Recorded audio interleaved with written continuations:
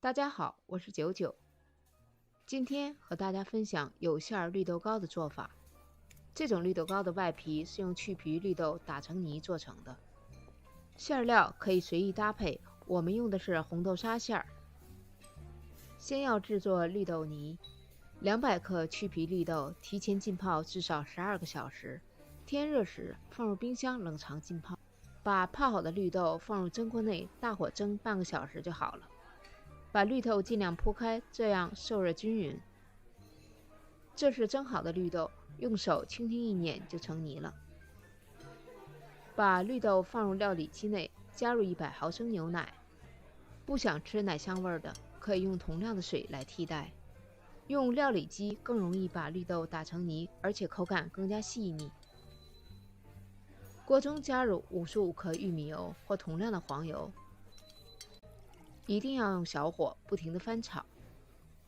分次加入30克奶粉和30克白糖，加不加奶粉随意。我这个配方是低糖低油版的。炒绿豆泥的目的是为了把水分炒干，水分太多的话，在压模成型的时候不容易脱模。我用的是家用普通电灶，大概用了20分钟左右把绿豆泥炒好的。把绿豆泥炒到不粘锅铲不粘手的状态就好了。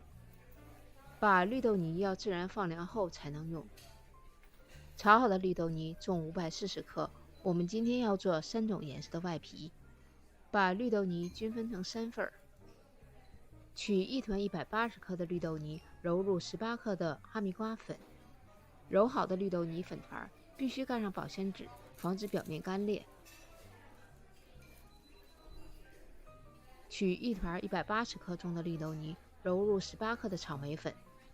这样我们就有了3种颜色的外皮，分别是哈密瓜色、草莓色和绿豆泥本色。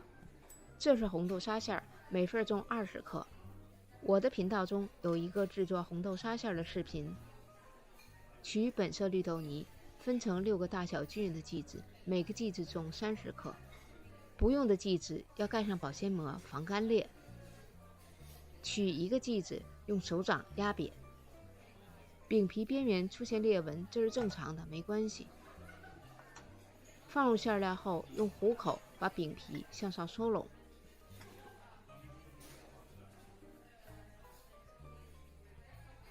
捏紧封口，确保没有裂缝。整理饼皮，尽量揉得圆一些。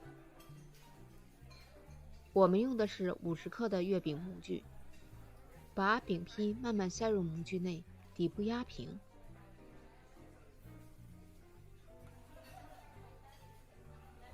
这样一个有馅绿豆糕就做好了。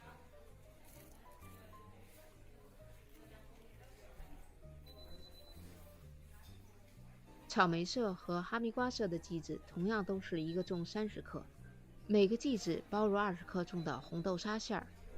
用我准备的这些材料，今天一共做了18个有馅绿豆糕。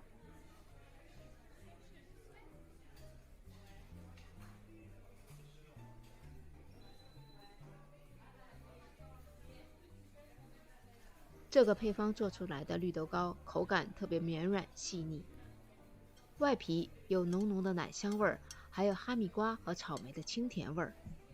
暂时不吃的绿豆糕可以放入冰箱保鲜冷藏3天左右。谢谢观看，欢迎订阅我的频道，我是家狗99，我们下次再见。